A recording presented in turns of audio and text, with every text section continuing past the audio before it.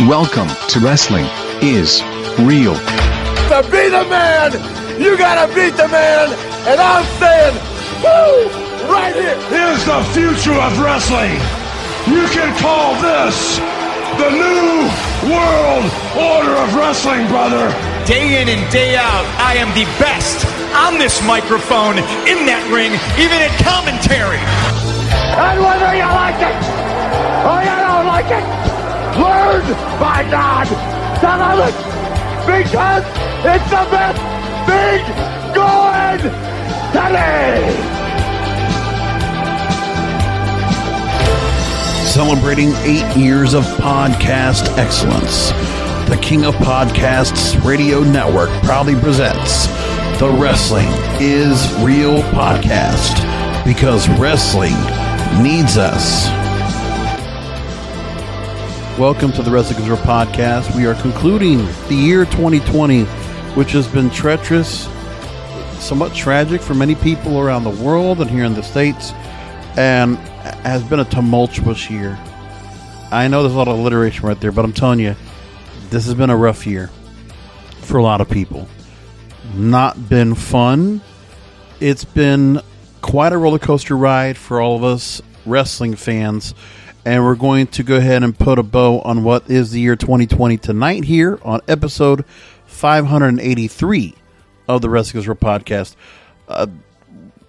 So we're going to go into that tonight, but I also want to go in more into anything else.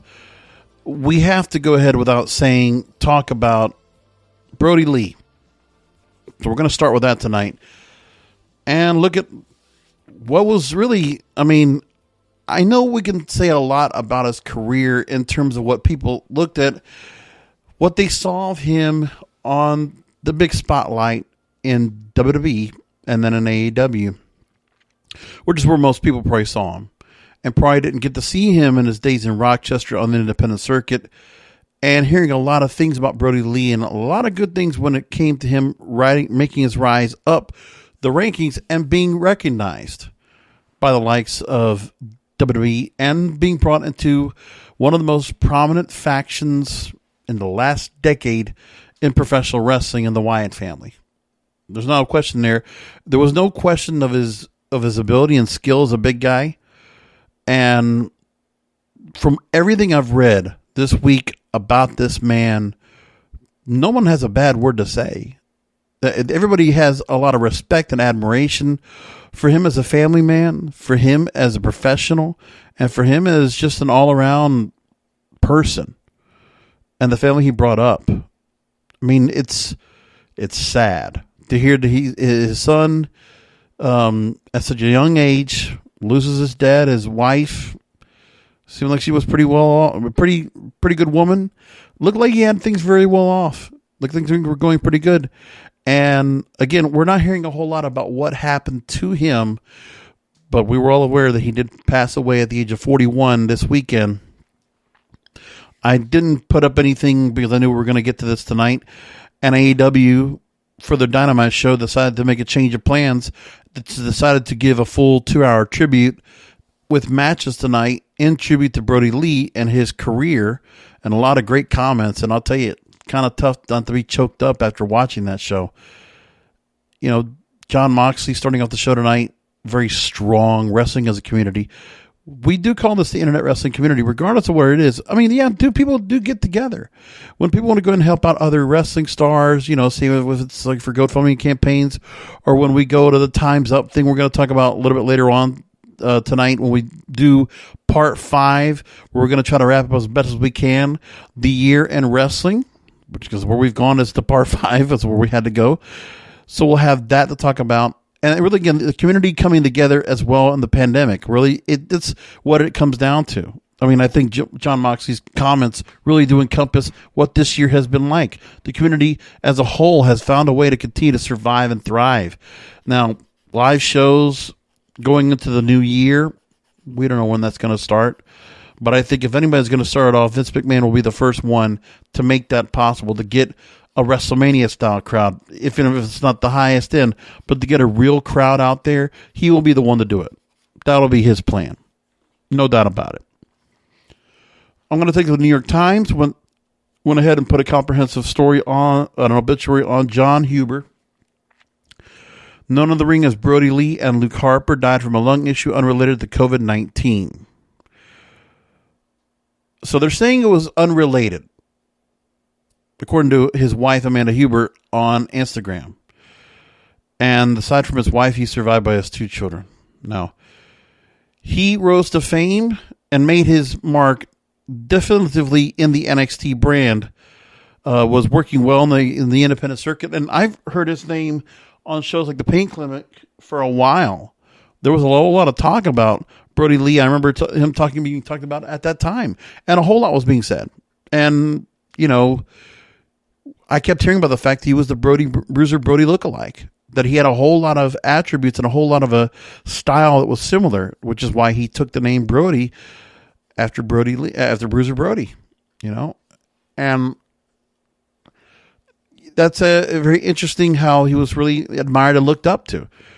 6'5", big guy, jaw-rattling clotheslines, frenzied dives to the outside, knocked anyone down who dared to step across the room from him. That was from a WWE setup. He took on the likes of The Shield, Kane, Daniel Bryan, John Cena, The Usos. Chris Jericho mentioned how he had many wrestling matches with him, 27 times. Would use a combination of aggressive offense and demented mind games. In 2014, he was Intercontinental Champion. I believe that wasn't that the match he took on Dolph Ziggler for the IC title? Wasn't that the night? He also was SmackDown Tag Team and NXT Tag Team Champions, along with Erick Rowan. For many times was his tag team partner. And then in 2019, he joined All Elite Wrestling as the Exalted One. Kind of a takeoff of leading the Dark Order, which was a faction that was kind of not, you know, the Dark Order for itself. I mean, it was a good concept, has not been executed great, and it's been a little bit out there, but they've persevered. The gimmick has continued. And even now, without Brodie Lee as the leader of the group. But over the summer, as part of his career, Brodie Lee did win the All Elite Wrestling TNT title.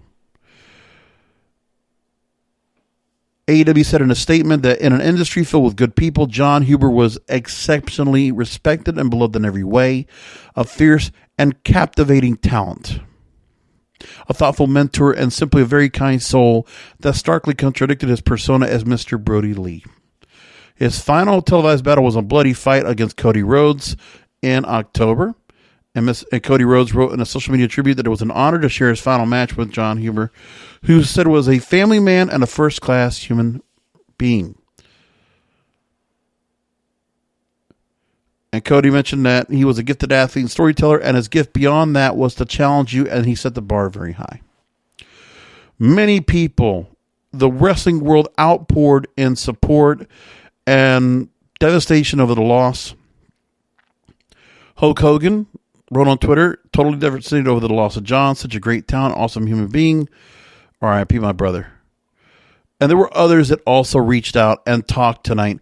And the way things were set up tonight for the special was actually really something.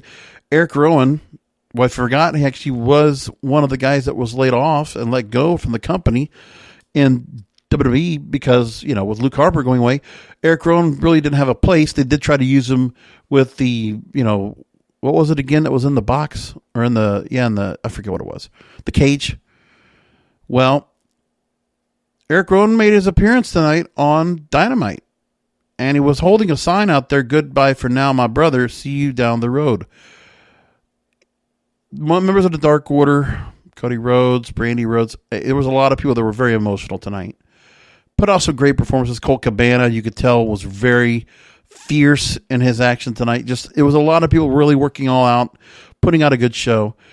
And, you know, it was just one of those things where everybody was just, you know, they wanted to get out there, put their best out in the line, and did quite the work. This really is sad. Brodie Lee could have done so much, and I think what they were doing with him in AEW was going to get him over the top. He eventually was going to make it and become something special. I don't know if the Mr. Brodie Lee gimmick would have done it, but I think somewhere, somehow, he would have gotten there And that's what I think it comes from. It's amazing to see that after all this time, I mean, it didn't make any sense why he, we really don't have much to say when it comes to why it happened. We're not sure why. We really don't know much of what the reason behind it. But all I can say is that when it comes to what they could have done for the company, I think it's just a matter of, I always thought where WWE just lost, they dropped the ball on him. There was just so much they could have done. I don't think they did a horrible job with him, but I think with that guy and that size, there was just so much they could do. I'm not sure what to think. Some news just coming across the wire right now on the wrestling sites. Where at the end of AEW Dynamite, CEO and President Tony Khan presented Brodie Lee Jr., John Huber's oldest son, or -1 in the Dark Order, they call him, throughout the night. TNT champion for life. He was awarded the TNT title belt, and that Brodie Lee Jr. signed an official contract with AEW and will be on the roster when he is older. And on the AEW post show, Tony Schiavone just announced that the belt design for the TNT title was retired, not the championship itself. There will be a new belt design that will be made as Darby Allin will defend the TNT championship against Brian Cage on night 2 of New Year's Smash in 2 weeks. So that original TNT belt will be given as a token to John Huber's family. A very nice token. Very much appreciated. I really like that.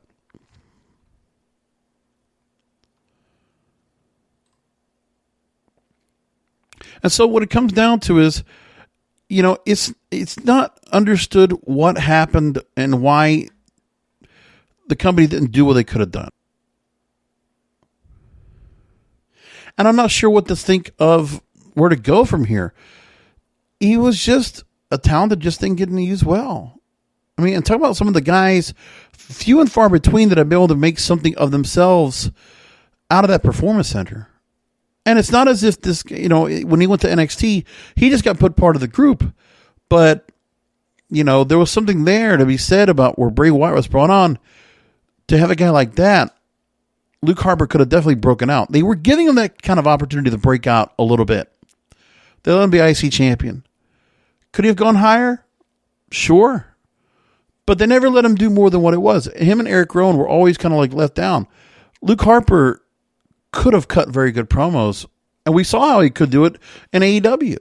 Now, to do the Vince McMahon kind of deal as the Exalted One, we needed more time for that to come together. But again, it wasn't enough time to get that character going. They had enough time to get the Cody Rhodes, Brodie Lee match together. It wasn't the best it could have been. I think the storyline could have brought it up over the top. It wasn't like they didn't have a bad match. And again, this is not where Cody Rhodes and Brodie Lee had a bad match, and Brodie Lee could not wrestle. He could. I think he always did very well. I don't think he had bad matches at all. I think it worked well with whichever size guys you wanted. That's just how it was. And that's what it came down to. So, condolences, thoughts, prayers to his family and all those that were going to miss him a lot.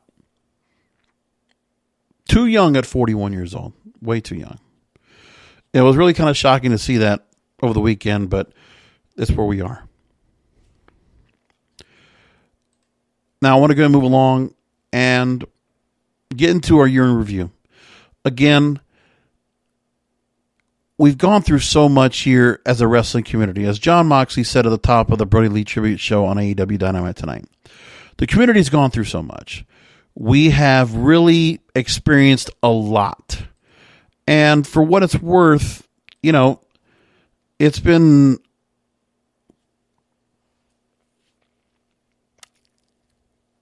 a very interesting year nevertheless.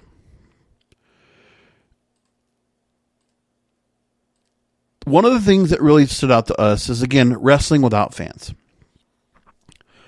And for the wrestlers, the fans, of course, we really didn't do anything to kind of adapt and change to that. They just wanted to keep things as they are, still kind of act like there's a crowd out there, even though they're just like initially it was a performance center where they were performing to nobody, of their fans, just their peers. And the same thing going for them when it came to going to the Thunderdome, and at least feeling better being put into the spotlight where they're actually in a normal setup of their show, which was good for them. That was a nice thing to have. But again, there was so much left to be said as to what they were going through. That's going to be understood as well.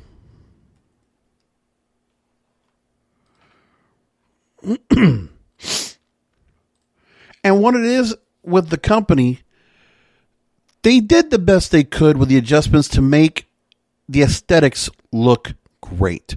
The Thunderdome, for what it is masterful. That is one of the things where this is where WWE really stands out above the rest. They did that with the Capitol Wrestling Center. They did that with the Thunderdome. And they did the best they could with the Performance Center, but they were, again, that was the most stripped down they could possibly do it.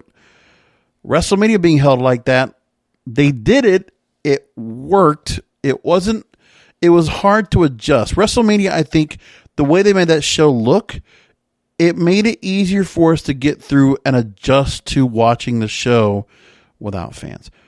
And one of the things that WrestleMania more than anything else ever did was give us the cinematic matches, which would continue on afterwards across the board. And I think that was one of the things they did well that helped out a lot. We have to give them credit there. At least I will. I'll give them credit for what they did on how they were able to go and pull that off. It was that, and then somebody actually put up on Twitter, and I actually went ahead and retweeted it, a lot of credit to AEW. They went to the Nightmare Factory. They were able to continue their matches. And they had a little bit of a crowd with their peers, but they were out there at least cheering on their fellow wrestlers, which helped a little bit more, which was nice. Impact Wrestling, to their credit as well, was able to continue things going forward, and they also moved along and continued with their work. They just moved to Skyway Studios, and they were able to continue their shows. MLW, to his credit, also was able to keep things going with their programming because they were pretty well booked out for about a good 8 to 10 weeks. They used the Mexico coverage for about 4 to 6 weeks, and it was all the way to where they got to where they couldn't do anything else. They went to their old archives and put out MLW Underground shows to fill their YouTube feed and to fill their shows. Ring of Honor was the one of the national companies, of the TV brands, that had to go ahead and go on reruns, basically. They stayed reruns for quite a while, and it took them a long time for them to come back, but that's what they had to do. MLW, in the same vein, could not get themselves right back up. They also had to go to reruns. We talked about NWA last week, doing Carneyland and trying to do some things to keep things going up right now. Right now, they have some wrestling action. They're going to repurpose it for Shockwave. They've done that. At least it's something. There was the announcement that Power is going to be coming back next year. Nick Aldis actually mentioned it. So we'll be NWA Power. We're going to get back to that again. I don't know how it will work and what they will do to get to that point, but they will be bringing it back, which is good. So a couple of things actually happened right in the middle of the summer that really kind of changed things up. So we talked about NXT, the prospects they had. Could they really do things what they could do in terms of Matt Riddle and Karrion Kross? We talked about that last week. And again, I've been very critical. Now, Matt Riddle has signed an extension on his contract, so he's still there. He's making good money. And if he wants to go and keep doing bro nuts and kind of be used as a little bit more of as a comedy tool, comedy relief, okay. If he's comfortable with that, I mean, if he's making good money for his family, whatever, and maybe nobody else will have. And this is where I got to think about with Matt Riddle. Like I said, I didn't know if there was much that could be done with him in the eyes of WWE going forward when he moves to the main roster. So his move to the main roster was going to happen. Now, could still work out for him when a crowd comes in front. He's a good wrestler. And I think maybe they'll find something, they'll strike gold with him as a character. They'll figure something that will work for him, some kind of gimmick that will stand his character out, and then he will be a standout star. Maybe that'll happen. So we're just going to have him meandering in this direction and seeing what they're going to do with him going forward. We got the Backlash on June 14th. Now, in the WrestleMania feuds that we had, the match they held at WrestleMania was, going around the Performance Center and being hit with weights and being thrown on top of, 16-wheelers. I don't think that really did much for me or anybody else. Other than that, they did give us the greatest wrestling match ever, which was very well put together. That match was actually quite interesting. They made it really kind of a classic, the greatest show, went with that gimmick. The match was a standout. It was one of the good matches of the year. I like the cinematic format, the way they kind of set like a movie kind of feel to it, brought in the crowd noise. The way they set it up was a very good match. And again, these guys work well together. That's actually the one thing I could tell you with Randy Orton Edge. I think I really enjoyed their feud of Randy Orton. I really enjoyed his feud with Edge. I thought what they did with that was really well done. One of the better feuds this year in the company. But it's been so long ago, unfortunately, that's what happened. Now, what happened next was unfortunate. Paul Heyman being pulled off of Raw, June 17, 2020, and Bruce Pritchard now in charge of Raw and SmackDown.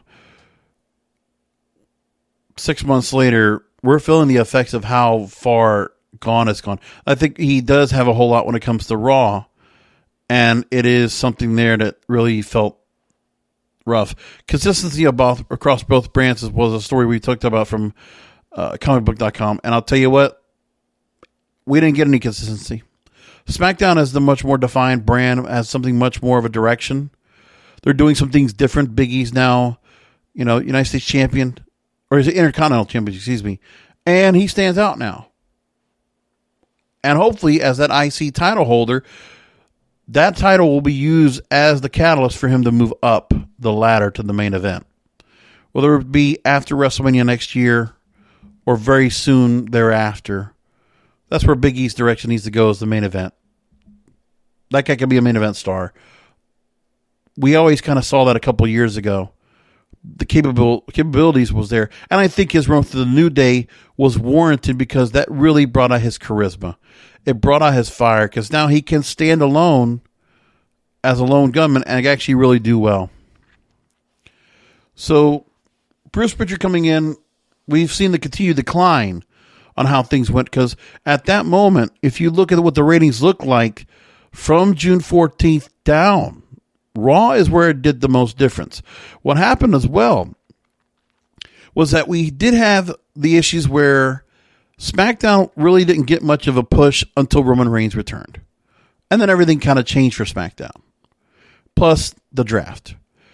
Now, with that said, that's really when everything kind of changed up. But again, you look at what happened after Backlash, 1.7 to 1.9 million viewers. So changes were being brought to the lineup, and they got 1.9 million viewers back-to-back, June 15th and June 22nd. Then we started seeing the drop, and a constant roller coaster of everything. Throughout the rest of the year on Raw, the show only got one time where it got 2 million viewers. Otherwise, for it to get to 1.7 or 1.8 million viewers accumulative, rarely. They were dropping a lot. Into August, going into SummerSlam, they were hurting. Post SummerSlam, they got a jump. After that, not so much. After Labor Day, and then Monday Night Football came into play, the numbers started coming down. They could find sometimes the Hot Shot book to get themselves to 1.8 million viewers, but other than that, that's about all they could do. We saw Raw Underground. We saw a number of feuds that just really didn't go anywhere. Some really horrible, illogical booking that just brought things down. Now, one of the things that really stood out this year that really brought people to the limelight was speaking out, not Time's Up. Time's Up was, similar to what was back in the day. So Time's Up or #MeToo. Wrestling would encounter its own version of that. And I referred to wrestling sex assault scourge and the new Puritan pity pledge. Joey Ryan and Dave Crist fired by Impact Wrestling amid allegations. Would Jimmy Havoc get caught up in this? A whole lot. Joey Ryan, having a number of allegations, and really we've never heard from him since. So there was a whole lot of that. Then we held the issue of short-term booking and SummerSlam and the issues when it came to Saudi Arabia, which, by the way, that loss of Saudi Arabia must have been a big hit to the company. I don't know what happens to that show. If they go back again, if things get back to where they can go back to that, if the Sports Authority just can't continue it because of the pandemic where it is at. That's one other thing also, just for everybody to keep working in Florida for the most part, because there's no other place to go. I mean, Impact Wrestling's working in Tennessee. Their studio's in Nashville, where they can work at. Ring of Honor's working their base in Baltimore, Maryland, near Sinclair Broadcasting, their home base of their company that owns them.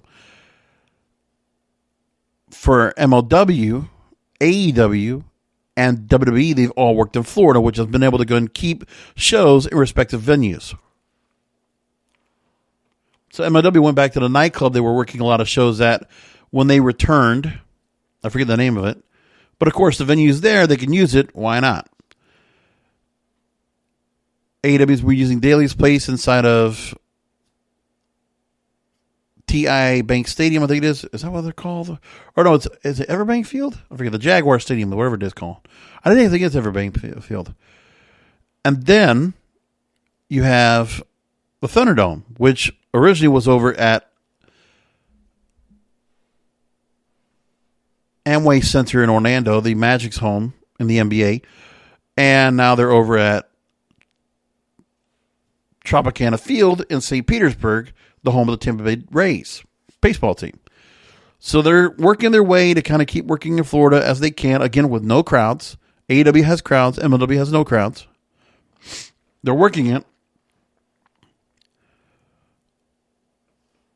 So SummerSlam came across, and again, we had the issue where more people were getting caught up, and Candy Cartwright became part of things. We heard about her and the issues where there were accusations against Matt Riddle. Well, guess what? If there was anything that actually happened with Matt Riddle, that never came to be. And Matt Riddle defended very strongly, going back at any allegations that were brought against him. And of course, the company stood behind him, and they have rewarded him because he's been, if there was anything there, I guess they would have been called out. But Matt Riddle obviously was not part of it, and he defended himself well. Kelly Klein, we have not heard about in a long time. And actually, I'm wondering if her speaking out kind of hurt her chances to make it somewhere in wrestling. Because at the moment, I don't know where she's been. I haven't heard from her. But again, has Ring of Honor had any women of honor right now as of late? Or is that kind of just taken on the wayside? Because they haven't had many women to work off of. And again, there was no Women of Honor match at their Final Battle pay-per-view a few weeks ago.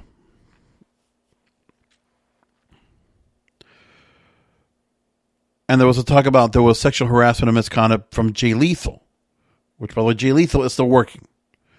Not sure what to think about all this, but there's a lot of things that were going on, right? Impact Wrestling had their Slammiversary show in July. Extreme Rules had their horror show. And Slammiversary was a very good night, by the way. Really enjoyed it. You had the return of the Motor City Machine Guns. Moose against Tommy Dreamer in an old school match for the unsanctioned TNA World Heavyweight title. The fact that Moose brought back that belt was actually quite interesting, and I enjoyed that. Kind of the lead up to his match with EC3 at Bound for Glory left a lot to be desired. So Kylie Ray, think about it. She was number one contender for the Knockouts title. She's out of wrestling right now. What a difference a year makes. And then Chris Bay beat Willie Mack for the X Division title, and Chris Bay is champion again. We're going to lose the North now because of what happened. That's unfortunate. So Ethan Page looks like he's going to be a free agent. Wonder what that means, where he will be going. What will be happening with him? I understand. I get it. You know, what are you going to do, right? Then we had the infamous eye for an eye match with Seth Rollins and Rey Mysterio, which was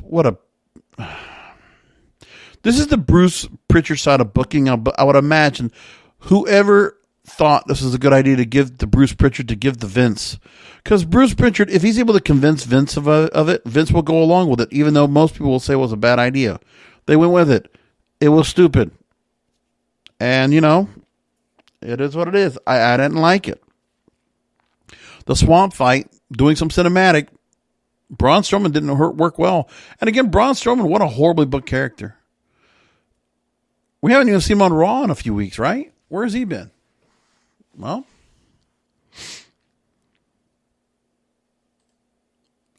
and this is where I really started going off and started going into some directions when it came to what they were doing in the booking.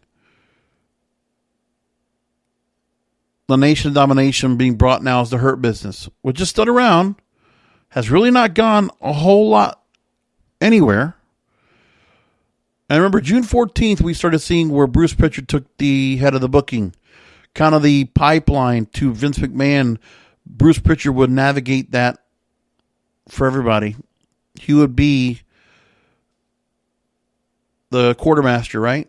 So if Vince McMahon is the captain of the ship, his quartermaster is Bruce Pritchard, leading him the way down the path to dry land. Well, they're probably not finding much dry land. Because then I said that the ratings were starting to hit, and they did take a tumble late July,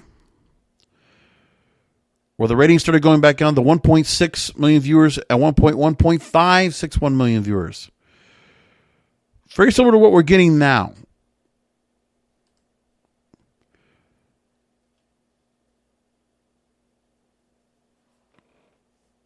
And there was a lot being said about it. There was a time where we actually talked about how Variety.com, they confronted the story and they brought up, remember?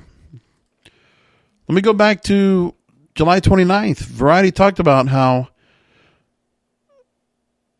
Vince McMahon had to confront the investors, the shareholders, in the second quarter call.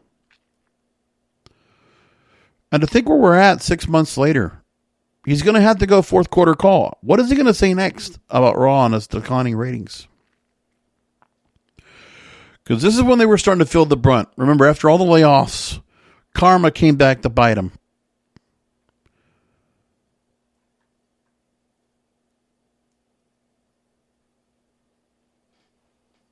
Per USA parent Comcast's annual report, they hold Monday Night Raw.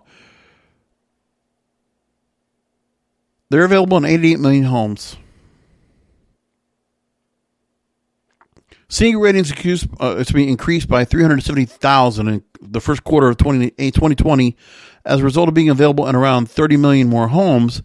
Didn't seem that much to crow about when assessed subjectively. Yet investors continually accept this on face value as McMahon has managed to turn the product around and is yielding positive results.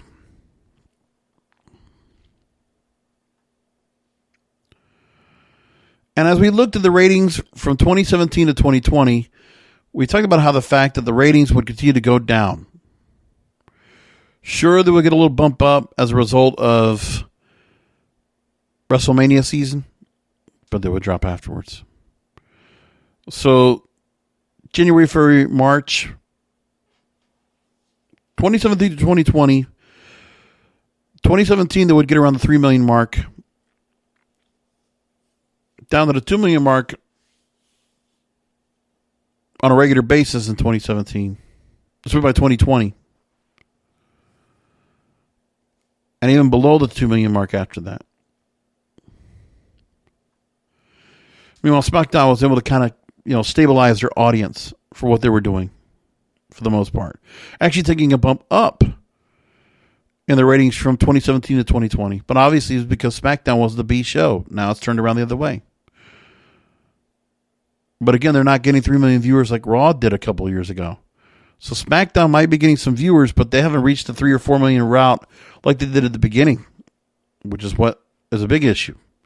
Now, they did get a good rating off of football. 2.2 million viewers a couple weeks ago, but actually what SmackDown got a good rating after, what was it? They did get after NFL football, Christmas Day.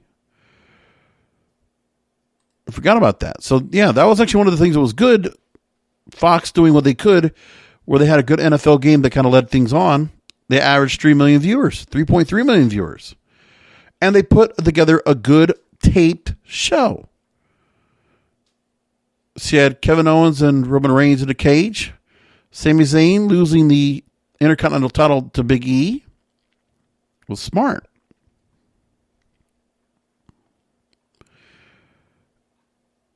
And the 18 to 49 demographic, they pulled their highest rating, in a long time. I'm trying to think, looking back here.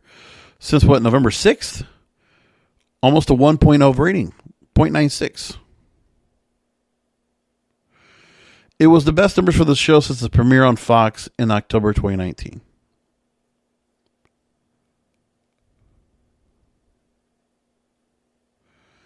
For the year, SmackDown averaged 2.18 million viewers per episode. And that's including 2 airings on Fox Sports 1. And that's slightly more viewers than they had in 2019.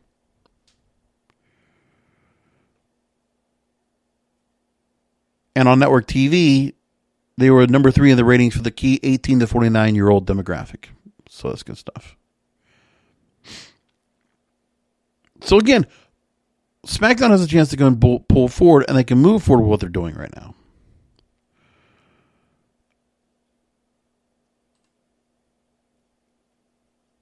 Talk about a trivia question. Can you remember the name? Oh, that's right. We talked about Nick Khan becoming the new president and chief revenue officer. Former CAA executive. Well, at this point, August 5th was when it happened. And I was wondering what that was going to be. So far, I haven't seen much when it comes to Nick Khan and what he was doing with the company in terms of trying to turn things around.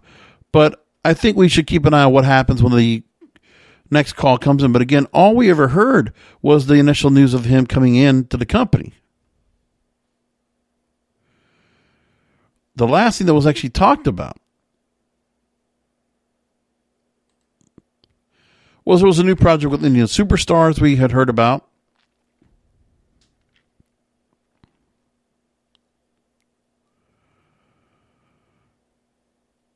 But that would really not do anything with that comes to the rest of the network. One of the things they had, one thing that was talked about was there was a company-wide meeting 2 weeks ago, or actually 3 weeks ago with the company. That was reported by the Sportster.com. PW Insider noting that the meeting took place in the office headquarters in Stamford, Connecticut. All hands on deck. The majority was centered around the introducing of Nick Khan to the rest of the staff. This is now December 10th. So why did it take 5 months to go ahead and do this from the announcement of Nick Khan joining to this? So he was brought in to talk to the entire crew about why he was hired, his role in the company, what he brings to the table.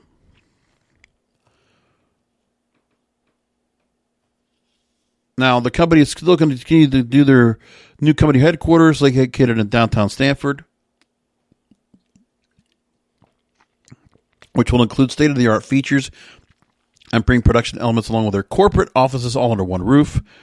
No word when the move would actually happen. And then also, there was some talk about returns of a few staff members and performers.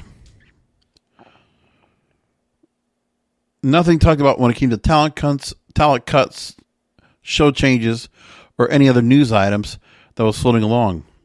But again, now we're hearing about Nick Khan coming into play, which with this guy's background in CAA back in August, I talked about how this guy was going to be really a major move for them. And let me explain why, because we could keep an eye on this story as well as where we're going to go on with this. Because with Nick Khan, we had talked about the story back from Deadline.com,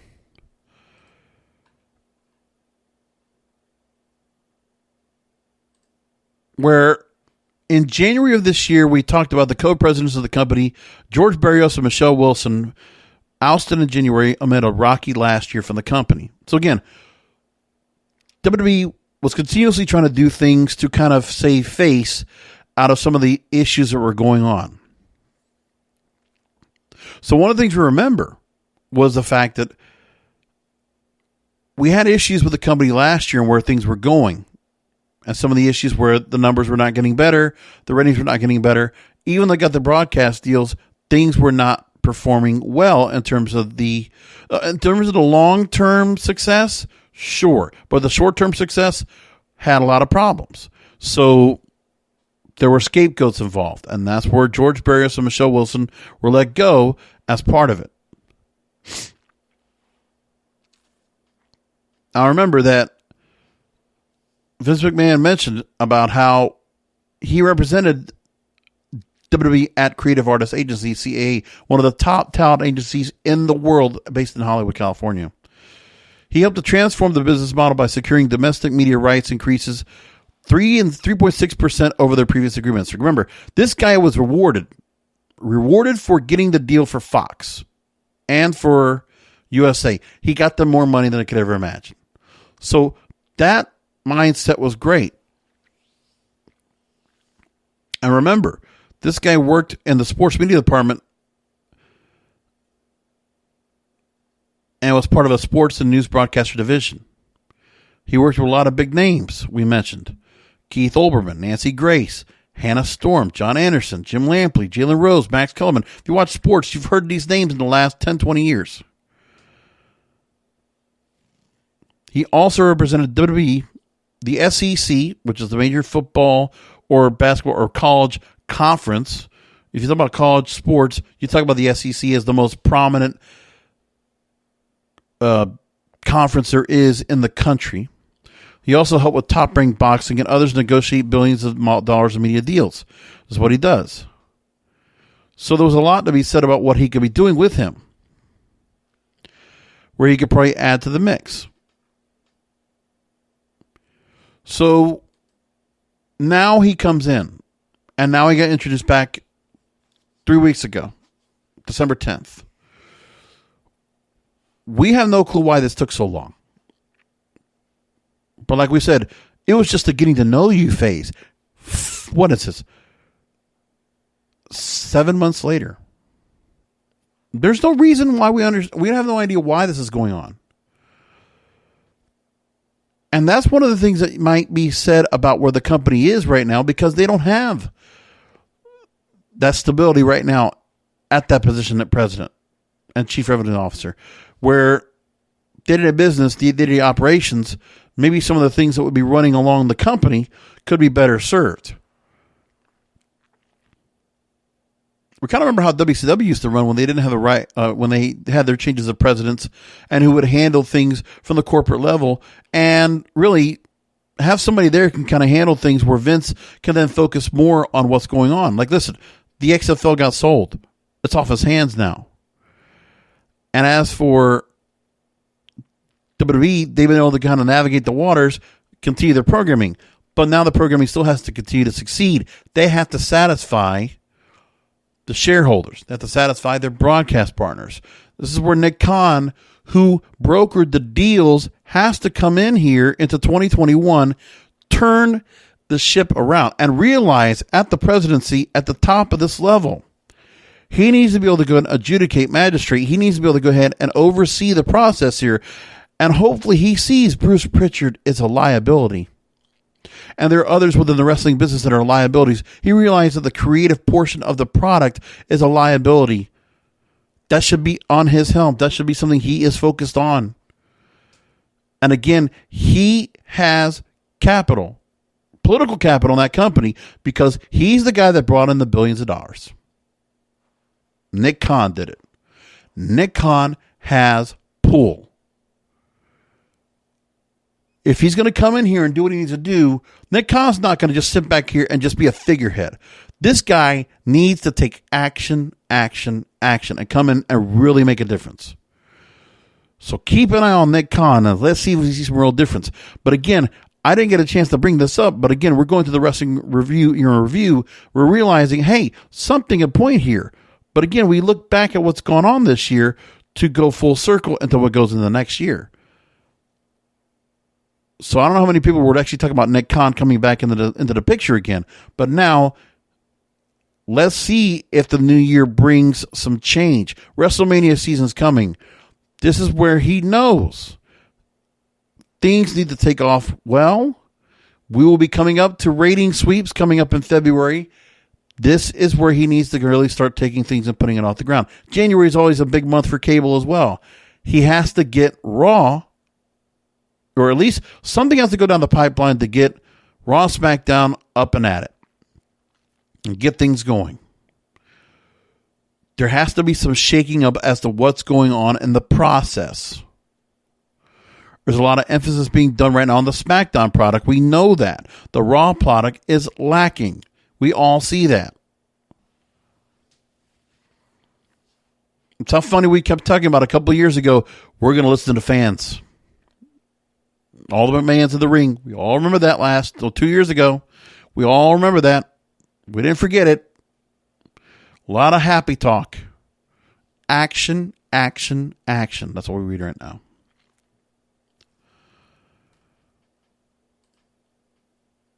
And then I mentioned how there was going to be some things what they did to try to go ahead and get SummerSlam back on board. Rehashes, revisits, and replicates. To try to get things off the ground.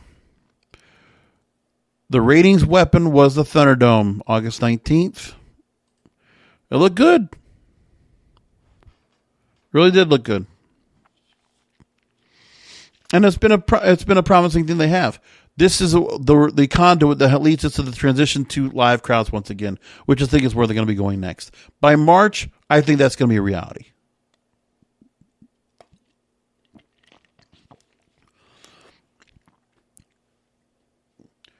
Karrion Kross wants the NXT title.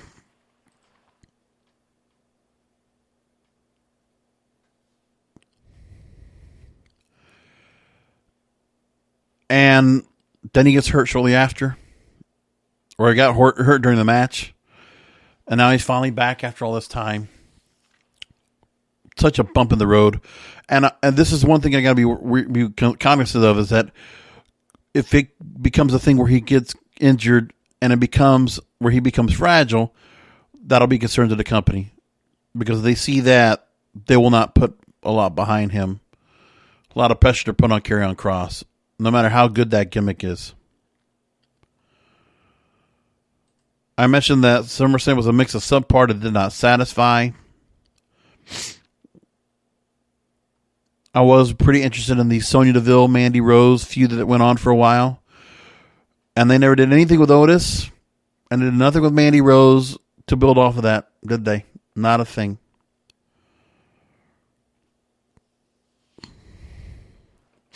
Then we started talking about the AEW Wednesday Night Wars with NXT, and how when NXT went to Tuesdays for a couple of weeks for, I forgot what it was that was kind of holding them up for coverage. But there was a time where they had to push them off. And so what happened was NXT did very well for a couple of nights on Tuesday nights. And it's too bad they didn't keep that spot, because I think that's still something they need to consider. If I was Nick Khan, I would consider it. NXT to Tuesday nights would not be a bad idea. Then I'll talk about AEW and the all-out recap. AEW was a very good night. Good stuff going on there.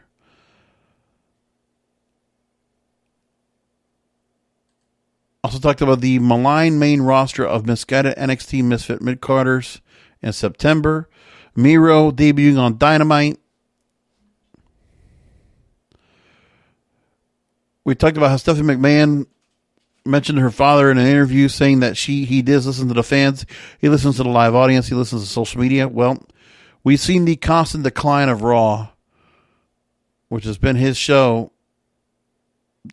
WWE has been dominant on Monday nights for a long time. You know, wrestling is synonymous with the Monday nights, and that show's underperforming like never before. And I talk about creative chaos, and I went through that through September, through Clash of Champions. We got to the draft, nothing more than an all-season distraction, as I always say it is. And the draft, I felt like just gave us some real depressing prospects for improvement. Horrible. Hell in a Cell and Bound for Glory headlining a big wrestling weekend, which I think Bound for Glory did a pretty good job. Slammiversary was a much better show. Bound for Glory wasn't bad. And again, Slammiversary was really kind of a shocking thing from all the returns and all the WWE stars that made it onto the show and stood out, we saw. Mentioned that Hell in a Cell was a champ-changing show. They start off with the Roman Reigns, Jey Uso matchup to get Jey Uso to fall in line as part of the family and showing the respect of the tribal chief, the head of the table, which again, one of the best gimmicks we've gotten all year. Like I said, Randy Orton and The Edge were one of the best feuds we had all year on the side for WWE. But the Roman Reigns build of the heel character, really wonderfully done. One of the best gimmicks we got, one of the best characters we got right now in all of wrestling, period. He's must-see television. He just is.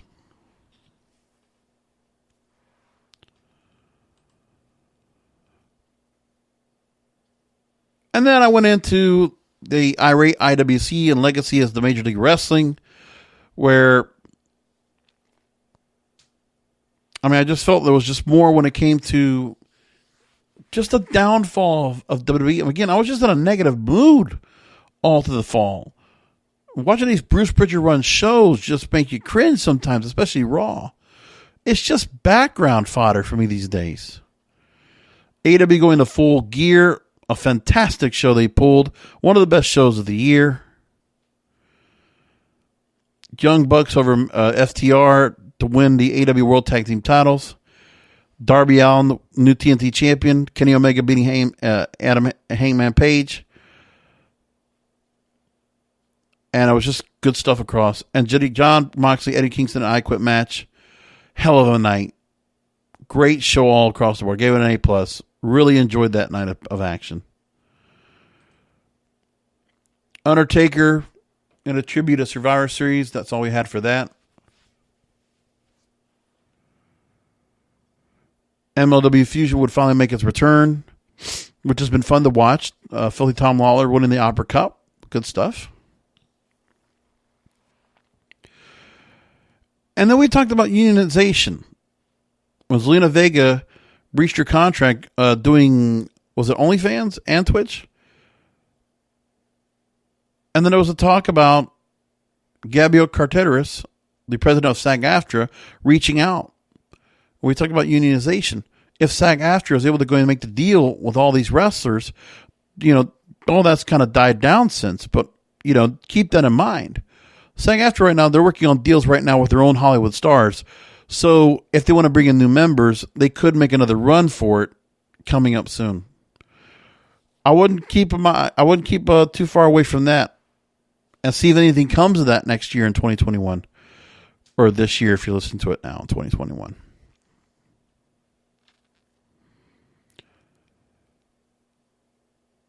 And that's where we go to the end of the year, because then we get to the creative booking before COVID. Again, the wrestling reviews. And that's where we go up to now.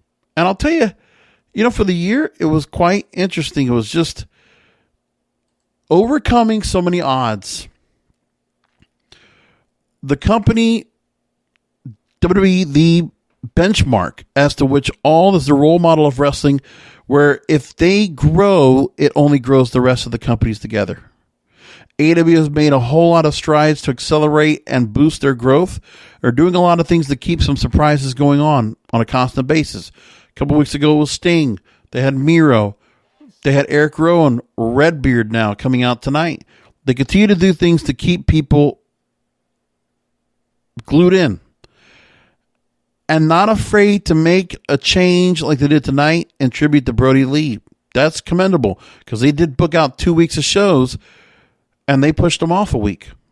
That's commendable. But they're booking strong. They're booking long term. They're making the right moves. They are a wrestling company that is being programmed really good right now. There's a bunch of them right now that are doing pretty good for what it's worth. And you can just see AEW's got the momentum. WWE can definitely make that momentum for themselves as well. It doesn't take long for them to get to that point, but they got to get things fixed up pretty quickly. Hopefully they do. And maybe there's a couple things that will make things that possible, right?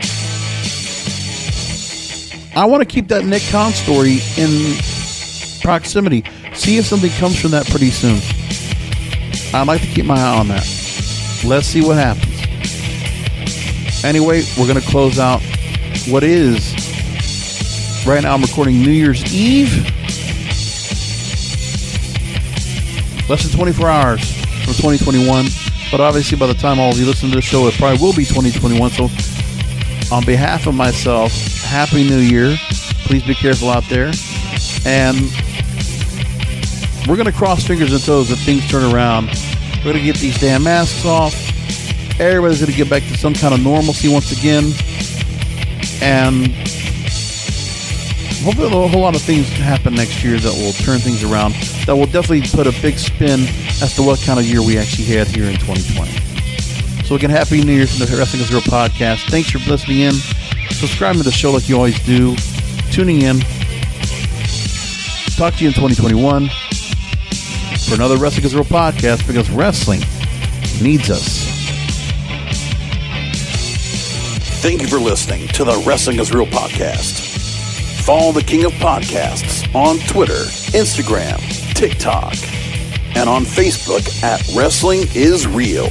Subscribe to the Wrestling is Real podcast through all major podcast platforms, including Apple Podcasts, Google Podcasts, Stitcher, Spotify, Spreaker, and iHeartRadio. You can also look for episodes on his YouTube channel, youtube.com/JBRASCO951. You can find all this information and more by going to the website, WrestlingIsReal.com.